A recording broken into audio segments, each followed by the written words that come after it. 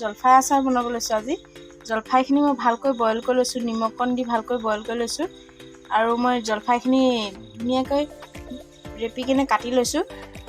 তাৰপিছত ধুনীয়াকৈ জলফাইখিনি কাটি লৈছোঁ আৰু কাটি কেনে মই হালধি সানি ৰ'দত শুকুৱাই লৈছোঁ। মই সেইখিনি আপোনালোকক দেখুওৱা নাই, আপোনালোকে বইল কৰি ল'ব। বইল কৰি কেনে ধুনীয়াকৈ কাটি কেনে অলপ নিমখ দি শুকুৱাই ল'ব। আৰু জলফাই আচাৰখিনিনো কি দিম দেখাইছোঁ বাৰু মছলাখিনি। এইখিনি মই ইয়াত জিৰা লৈছোঁ, জিৰা 2 চামুচ লৈছোঁ। আৰু মই ইয়াত সৰিয়হ লৈছোঁ, সৰিয়হও 2 চামুচ লৈছোঁ। আৰু চব গুটি এইখিনি চব 2 চামুচ লৈছোঁ। ইয়াত মই 1 চামুচ মেথি আৰু কালা জিৰা 1 চামুচ, দুইখিনি মিক্স কৰি মই 1 চামুচ মেথি আৰু কালা জিৰা লৈছোঁ। কালা জিৰা আৰু মেথিটো মই কম দিছোঁ। মই কেৰাহীখন গৰম হ'ব দিলোঁ, অলপ সময় গৰম হয়। ইয়াত মই জিৰা 2 চামুচ ঢালি দিছোঁ। ইয়াত সৰিয়হ 2 চামুচো ঢালি দিছোঁ। এইখিনি চবখিনি 2 চামুচ ঢালি দিছোঁ। আৰু এইখিনি কালা জিৰা আৰু মেথিখিনি ঢালি দিছোঁ। আৰু এইখিনি অলপ সময় গৰম কৰি ল'ম মছলাখিনি।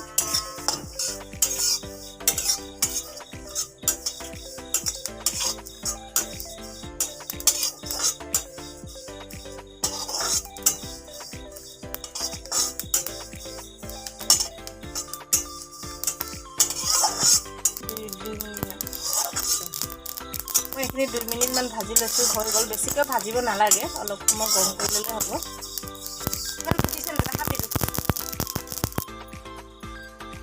এতিয়া মোৰ মছলাখিনি ভজা হৈ গ'ল। বেছি সময় ভাজিব নালাগে, অলপ গৰম কৰি ভাজিলে হৈ যায়।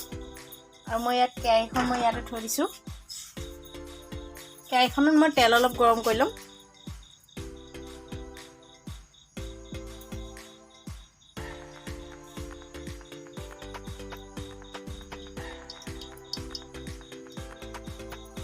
এইখিনি মই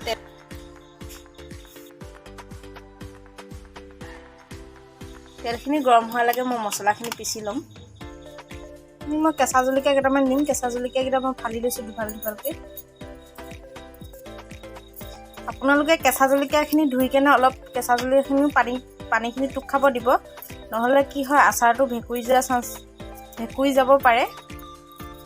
মই দুফালকৈ কাটি লৈছোঁ। মছলাখিনি মই মিক্সিত মাৰি ল'লোঁ। ইমান ধুনীয়া হৈছে মছলাখিনি মিক্সিত মাৰি লৈছোঁ। ইয়াত মই এতিয়া জলফাইখিনিৰ ওপৰত মই মছলাখিনি ঢালি দিম।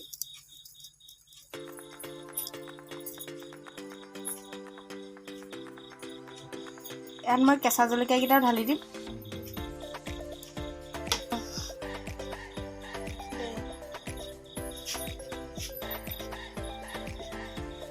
ইয়াত মোৰ কেৰাহীত তেলখিনি গৰম হৈ গ'ল, গেছটো অফ কৰি দিম। ইয়াত মই আধা চামুচ নিমখ দিছোঁ। আপোনালোকৰ জোখ পৰিমাণ হিচাপে নিমখটো দি ল'ব।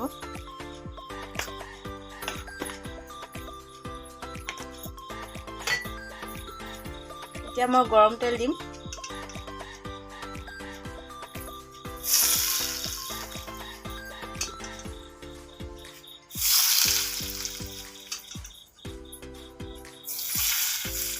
তেলখিনি দি অলপ সানি ল'ম। ভালকৈ মছলাখিনি মিক্স কৰি ল'ম।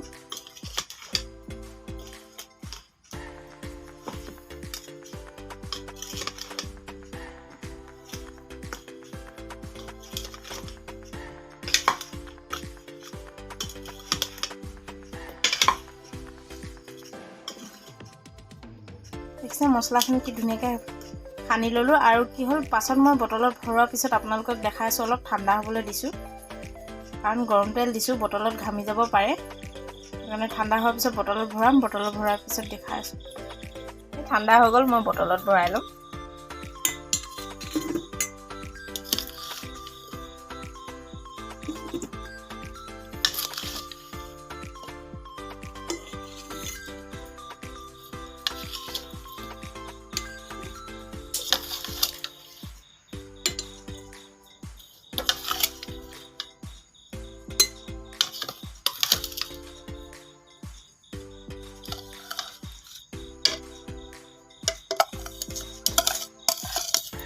মছলাখিনি ইমান ধুনীয়া হৈ আহিছে। গোন্ধটো ইমান ধুনীয়া ওলাইছে আপোনালোকে ঘৰতে মছলাটো পিচি ল'লে ভাল হয় কিনাতকৈ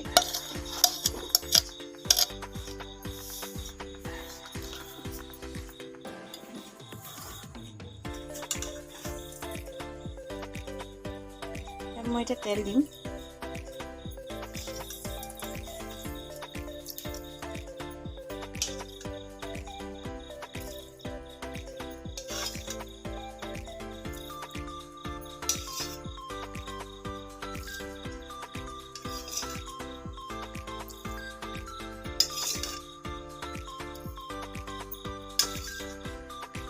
আচাৰখিনি বটলত ভৰোৱা হৈ গ'ল আৰু এতিয়া আচাৰখিনি খাবলৈ ভাল নহয় আপুনি 2 সপ্তাহমানৰ পিছত ভাল হ'ব আৰু ৰ'দত দি থাকিব আচাৰখিনি তেতিয়া ভাল হয় খাবলৈ